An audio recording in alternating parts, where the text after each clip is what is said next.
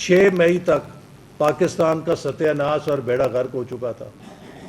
6 مئی تک P T I کے مطابق پاکستان کی فوج لڑنے کے قابل نہیں تھی، اور 6 مئی تک پی ٹی آئی کے مطابق ہمارے سپہ سالار جو ہیں وہ اس منصب کے اہل نہیں تھے۔ لیکن 10 مئی کو کیا ثابت ہوا کہ پاکستانی قوم ایک توانا قوم ہے۔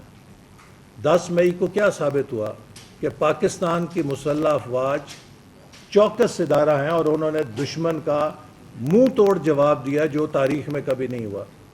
10 مئی کو کیا ثابت ہوا کہ فیلڈ مارشل عاصم منیر نے اس قیادت کا مظاہرہ کیا جو دلیرانہ قیادت آج تک کسی پاکستان کے سپہ سالار کے حصے میں نہیں آ سکی۔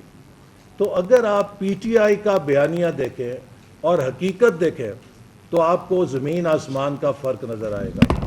اسی طرح آج ایک طرف ہندوستان اپنی شکست کے زخم چاٹ، اس کو تکلیف ہے کہ پاکستان نے کیوں اس کو شکست دی، وہ پاکستان کی مسلح افواج، وہ پاکستان کے سپہ سالار کے خلاف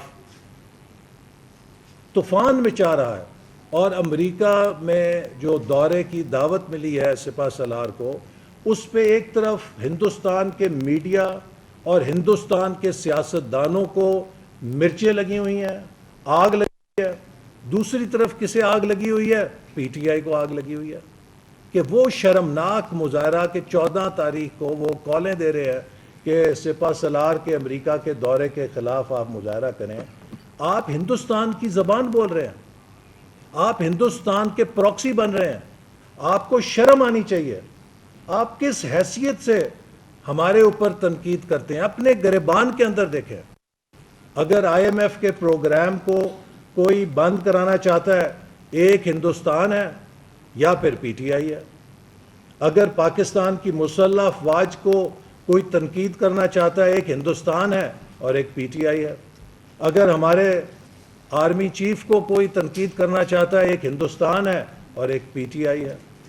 اگر ہمارے ملک کے اندر تخریب کاری کوئی کرنا چاہتا ہے، حملے کرنا چاہتا ہے، تو ایک ہندوستان ہے اور ایک پی ٹی آئی۔ آپ کس راستے پہ چل رہے ہیں؟ لہٰذا میں سمجھتا ہوں پاکستانی قوم اس فریب کے پردے سے نکل چکی ہے۔ اب آپ کی باتوں پہ کسی کو یقین نہیں ہے۔ لہٰذا میں اس طرف آتا ہوں کہ الحمدللہ ہم نے جو ملک سنبھالا، اس کے بعد جن اصلاحات پر عمل درآمد کیا، آہستہ آہستہ ان کے نتائج نکلنا سامنے آ رہے ہیں۔ آپ نے دیکھا کہ افراط زر، جیسے وزیر خزانہ نے بھی بتایا کہ 38% سے گر کے وہ تقریباً 4% پر آ چکی ہے۔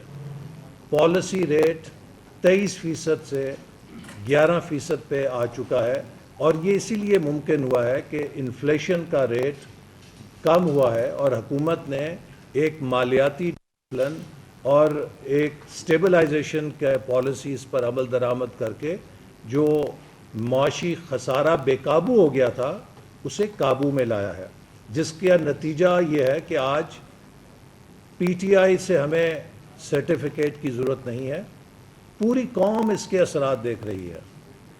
پاکستان کی سٹاک مارکیٹ اس بہتری اور تبدیلی کی گواہی دے رہی ہے۔